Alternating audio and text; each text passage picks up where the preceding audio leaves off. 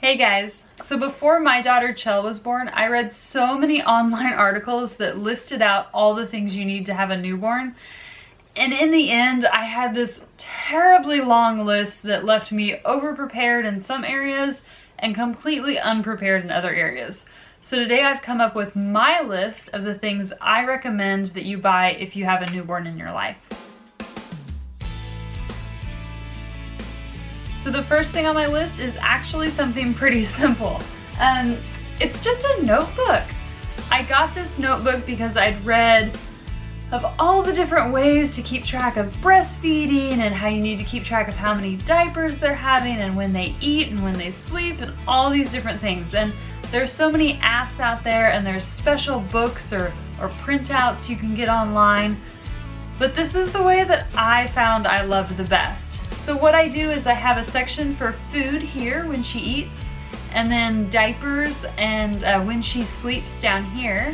And what I love about it is at the bottom, I leave myself about half a page just to write special little notes that happen throughout the day. I just have one page per day, so I do it front and back.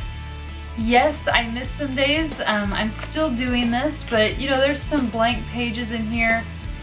You can see like these days I didn't do any of the diapers or any of the napping, it was just the feedings. It'll be cool for her to be able to look back and see, but it'll be really neat for me and Cory to go back and read all the different things. You were so full of smiles today. You and Mommy went shopping for craft supplies for the first time. Like stuff like that is just so, I'm gonna cry just thinking about it, but it's so sweet to be able to look back and read. So this is the first thing on my list. I highly recommend you get a notebook like this or find some way to keep track of the feedings and the nap times that allows you to write down the special little notes. Okay, so the second item on my list is a white noise maker. It is so precious when a newborn sleeps. If you don't have any background noise and your baby's sleeping, I feel like just the smallest noise outside will wake her up.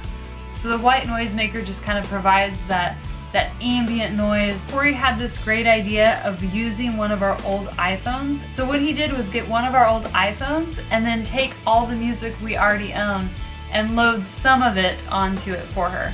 So kind of the more chill music, there's lots of like Enya and Coldplay and just some other small kind of unknown bands. And then we found an app that does just white noise. So it's like rain and river sounds. So anytime she sleeps, we play, you know, the rain and river sounds to be the very much white noise. And then we play some music to kind of help stimulate her brain a little bit while she's sleeping and provide a little variety for her. So that's my second recommendation. Get a white noise maker. Okay, so the third item on my list is actually a baby wrap carrier. The one I have is just gray. It is a huge, huge piece of fabric. But this thing is awesome. They make kind of like I think they're called like ergo babies. They're kind of like front backpack looking things that you put babies in. We have one of those as well. But for newborns, a wrap I feel like is really the way to go. When she was a newborn, she would just spend hours in this and she loved it. They're super easy. Once you figure out how to wrap them, you can get it down really quickly. And she stays so warm in this thing. Chell did really well falling asleep when she could hear our heartbeats. And so this thing was really nice during the day when it was time for her to take naps. I would just wrap her up and she would pass out asleep, and then I could continue on doing housework and stuff like that. These are also great for if you're going out. We went to a lot of festivals that the stroller was really just impractical to have. And so wrapping her was an easy solution to that. Highly, highly, highly recommend you get some sort of baby wrap. I love this thing. The next item on my list is probably obvious to some of you, but this is one area where I feel like we started out very underprepared and then we ended up kind of over-prepared. Swaddle Blankets. Personally, I love this brand. It's Aiden and Anus.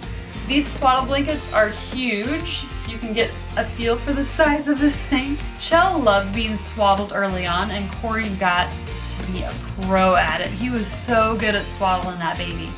But she grew out of it pretty quick. I was worried we weren't going to use them after she decided she didn't want to be swaddled.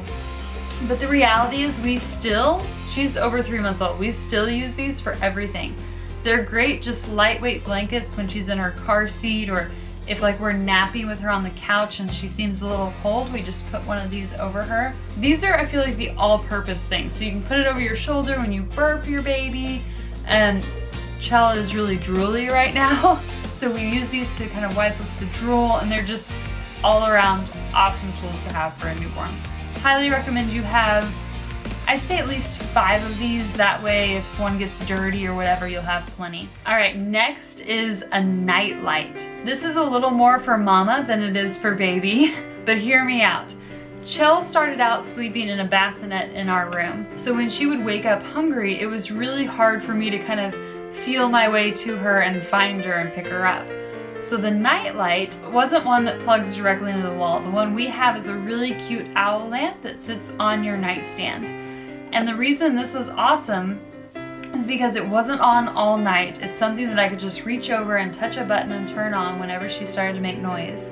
And it gave me just enough light to be able to see her, to find her, to pick her up, to see what I was doing when I was trying to learn how to feed her those first couple weeks. So I highly recommend a Nightlight.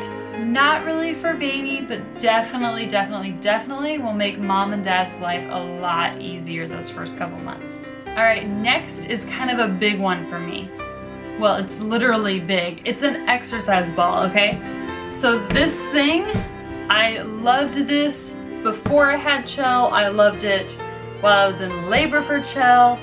I loved it when we brought Chell home, and I still love it to this very day. So invest in one of these. They're not too expensive if you consider how much use you're gonna get out of it. Personally, I prefer, if you guys can see, the 75 centimeter ball. I'm about 5'7", so if I look at exercise balls, it actually recommends a smaller size. I wanna say like 55 or 65 centimeters, but get the big one. So before you have a baby, this ball is awesome to just kind of sit on. It really takes the weight off of your hips and off your back while you're in labor. These exercise balls are awesome to just kind of rock back and forth on. You just get on your knees and lean on it and just rock back and forth. Amazing for that. So when you have a newborn, this ball put Chell to sleep. If you hold your baby and sit on one of these balls and just kind of bounce up and down, you can kind of rock from side to side or back and forth a little bit. It's really that movement that Chell absolutely loved. In my mind, these balls are the new rocking chairs. We don't have a rocking chair in our house, but we have one of these. Love this thing. The next item on my list is not something I thought we were gonna need. It's not something I wanted to use necessarily, but it's something we ended up using a lot of. Disposable diapers. So when Chell was born, I wanted to use all reusable diapers. Honestly, I'd say we have over 100 reusable diapers in her nursery. But when she was born, her hips were so thin that the reusable diapers just wouldn't fit. They just slide right off of her. They were way too big and bulky for her size. Do yourself a favor, even if you're planning on using reusable diapers, and just get a box of newborn disposables. All right, the last item on my list is, again, not something I thought we were gonna need. It's a big old baby book. Okay, so before Chell was born, I thought, how many questions are we gonna have about raising her that we can't find the answers to online? But Google will scare you, okay? There's a lot of information online. Some of it's good, a lot of it's not. Pick out a baby book. It doesn't have to be this one. Our friend sent us the book by Dr. Sears, The Baby Book. We love this one. There are so many baby books out there though. This is invaluable. Really, the nicest thing about it is that it's consistent, right? So no matter what I look up in here, the advice they're giving me is consistent from topic to topic to topic. Having a book like this where you can look up any questions, I mean, you go to the index of one of these big books and you can find anything in here. It really does have everything. So being able to look it all up in one place is surprisingly valuable. So again, I recommend you get a baby book. Anyone will do. I'm not trying to sell you on this one in particular, but pick one out, stick with it.